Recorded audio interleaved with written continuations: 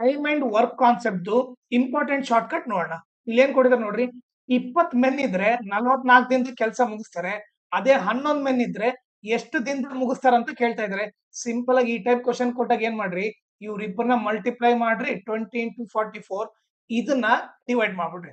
Okay, divide by 11. ಅವಾಗ ಏನಾಗುತ್ತೆ, 11 1 ಜಾ 11 4 ಜಾ 24 ಜಾ ಎಷ್ಟು 80. ಆನ್ಸರ್ ಬಂದ್ಬಿಟ್ಟು 80 ಡೇಸ್ ಅಲ್ಲಿ ಕಂಪ್ಲೀಟ್ ಮಾಡ್ತಾರೆ. ಓಕೆ, ಅದೇ ರೀತಿ ಇಲ್ಲಿ ಕೂಡ ನೋಡ್ರಿ, 25 ಮೆನ್ ಬಂದ್ಬಿಟ್ಟು 5 ಡೇಸ್ ತಗೊಂಡ್ರೆ 5 ಮೆನ್ ಬಂದ್ಬಿಟ್ಟು ಎಷ್ಟು ಡೇಸ್ ತಗೊಂತಾರೆ ಅಂದ್ರೆ, ಇವ್ರಿಬ್ಬರನ್ನ ಮಲ್ಟಿಪ್ಲೈ ಮಾಡ್ಬಿಡ್ರಿ 25 ಇಂಟು 5 ಡಿವೈಡೆಡ್ ಬೈ 5 ಮಾಡ್ರಿ. ಅವಾಗ ಏನಾಗುತ್ತೆ, 5 5 ಕ್ಯಾನ್ಸಲ್ ಆಯ್ತು. ಆನ್ಸರ್ ಬಂದ್ಬಿಟ್ಟು 25 ಡೇಸ್. ಓಕೆ, ಸೊ ಈ ತರ ನೀವು ಶಾರ್ಟ್ ಕಟ್ ಆಗಿ ಮಾಡ್ಬೋದು. ಈಗ ನಾನು ಒಂದು ಕ್ವಶನ್ ಕೊಡ್ತೀನಿ.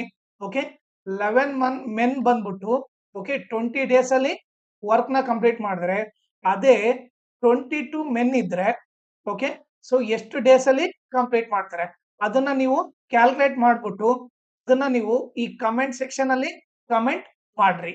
ಓಕೆ, ಟೀಚಿಂಗ್ ಇಷ್ಟ ಆದ್ರೆ ನನ್ನ ವಾಟ್ಸಪ್ ಚಾನಲ್ ನ ಜಾಯ್ನ್ ಆಗ್ರಿ. ಅದ್ರ ಲಿಂಕ್ ಬಂದ್ಬಿಟ್ಟು ಈ ವಿಡಿಯೋ ಡಿಸ್ಕ್ರಿಪ್ಷನ್ ಅಲ್ಲಿ ಹಾಕಿರ್ತೀನಿ.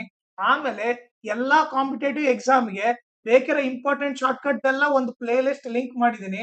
ಅದನ್ನ ಈ ವಿಡಿಯೋ ಡಿಸ್ಕ್ರಿಪ್ಷನ್ ಅಲ್ಲಿ ಹಾಕಿರ್ತೀನಿ. ಅದನ್ನ ನೀವು ರೆಫರ್ ಮಾಡ್ರಿ. ಆಮೇಲೆ ಈ ಚಾನಲ್ ಅಲ್ಲಿ ನಾನು ಆನ್ಸು, ರೀಸನಿಂಗು, ಇಂಗ್ಲಿಷು, ಕಂಪ್ಯೂಟರ್ ಮತ್ತೆ ಕರೆಂಟ್ ಅಫೇರ್ಸ್, ಬ್ಯಾಂಕಿಂಗ್ ಅವೇರ್ನೆಸ್ ಮತ್ತೆ ಜನರಲ್ ಅವೇರ್ನೆಸ್ ಎಲ್ಲಾ ಟೀಚ್ ಮಾಡ್ತೀನಿ. ಸೊ ಅದಕ್ಕೋಸ್ಕರ ನನ್ನ ಚಾನಲ್ ನ ನೀವು ಸಬ್ಸ್ಕ್ರೈಬ್ ಮಾಡ್ರಿ.